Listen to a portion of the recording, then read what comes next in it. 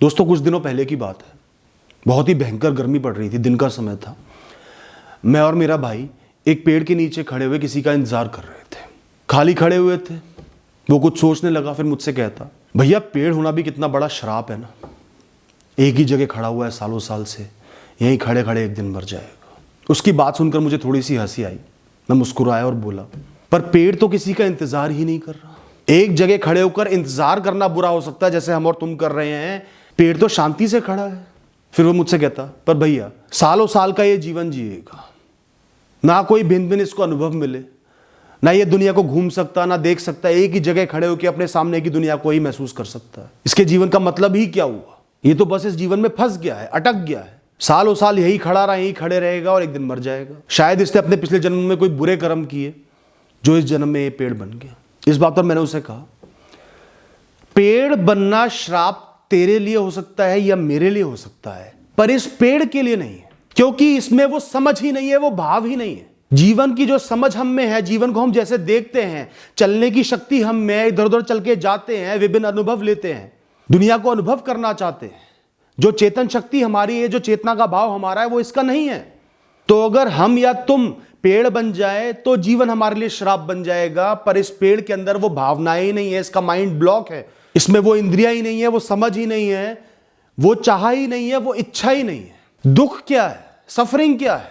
किसी भी दर्द का, बुराई का एहसास होना ही सफरिंग को पैदा करता है, दुख को पैदा करता है, दर्द को पैदा करता है। कुछ चीज हमें चुभती है तो दर्द क्यों महसूस होता है? क्योंकि पेन रिसेप्टर्स हमें बताते हैं कि तुझे दर्द हो रहा है। पेन रिसेप्टर्स नहीं बताएंगे तो हमें दर्द ही नहीं होगा, वो जगह सुन्न हो जाएगी। The cause of suffering is the realisation that I am suffering, the thought that I am suffering. तो इस पेड़ को वो एहसास ही नहीं है कि मैं चल नहीं पा रहा या मुझे जगह जगह जाना चाहिए या मैं वो अनुभव ले सकता हूं। वो शांति से खड़ा है, आनंद में खड़ा है, देख नहीं रहा है इसकी पत्तियां कैसे मुस्कुरा रही हैं हल्की हल्की हवा से। क्या ये पेड़ तुझे देखने में दुखी लग रहा है? हरा भरा है, जीव जंतुओं से भरा हुआ है। जितनी चेतना इसको मिली है, जितनी समझ मिली है, जितनी इंद्रिय इसको मिली है, मैं ये मानता हूं कि वो हम इंसानों से बहुत ज्यादा सुखी है। उसको दुख के विषय कम मिले हैं, दुख के एहसास कम मिले हैं। ज्यादा बुद्धिमान होना भी दुखी होना होता है, ज्यादा समझ होना भी दुखी होना होता है। जितनी इंसान में समझ होगी उतना दुखी होगा, उतना ही कमियों का एहसास होगा, क्या मैं नहीं कर पा रहा, क्या लाइफ में मिसिंग है। तो इस पेड़ के पास हम इंसानों से बहुत कम कारण है दुखी होने के।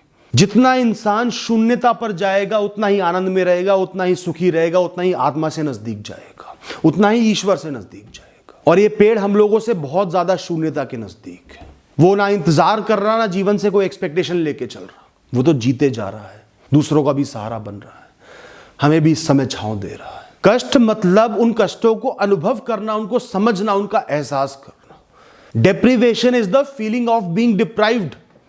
जीवन में कमी होना मतलब उस कमी का आपको एहसास है, तभी वो कमी आपको प्रतीत हो रही है। जो चीज जीवन में प्रतीत होना बंद हो जाएगी, महसूस होना बंद हो जाएगी, उसकी कमी आपको कभी नहीं खलेगी दोस्तों। तो खोने का दर्द पाने के सुख की वजह से पैदा हुआ है, उस सुख की अनुभूति की वजह से खोने का दर्द या खोने का डर पैदा होता है। तो अगर आप पाने की खुशी कम कर दोगे, उस खुशी में ही एहसास कर लोगे कि ये टेम्परेरी है, ये अस्थाई है, ये जाने के लिए ही आया है, ये सिर्फ कुछ कर्म भोगने के लिए आया, चाहे वो अच्छे ही क्यों ना हो, तो जब जाने का समय आएगा तो उतना दुख आपको नहीं होगा। कोई चीज कितनी ही खास क्यों ना हो, आपके पास वो नहीं है, आपको उसके इस दुनिया में होने का एहसास नहीं है, उसकी चाह नहीं है, तो आपको उसके होने ना होने से फर्क नहीं पड़ेगा। और जहां कोई चीज आपके पास आ गई, आपको डेमो मिल गया, क्यों देते हैं लोग डेमो? या आपको पता चल गया वो दुनिया में है, ऐड के जरिए आपको बार बार दिखाया जा रहा है कि वो बढ़िया है, तुझे उसकी जरूरत है, तब आपको उसकी कमी का एहसास होता है। और अगर गलती से हमें जिन चीजों की आदत पड़ जाती है, हमारे पास चीजें आ जाती हैं, तो हम उनके ऐसे आदी हो जाते हैं कि उनको खोने के पश्चात बहुत ज्यादा दुख में जीवन बिताते हैं, बहुत ज्यादा कमी में जीवन बिताते हैं, परेशान रहते हैं। पेड़ को तो चलना ही नहीं आता, उसको पता ही नहीं कि चलना क्या होता है, उसको चलने का एहसास ही नहीं है, इसलिए वो ना चलने की वजह से दुखी नहीं है।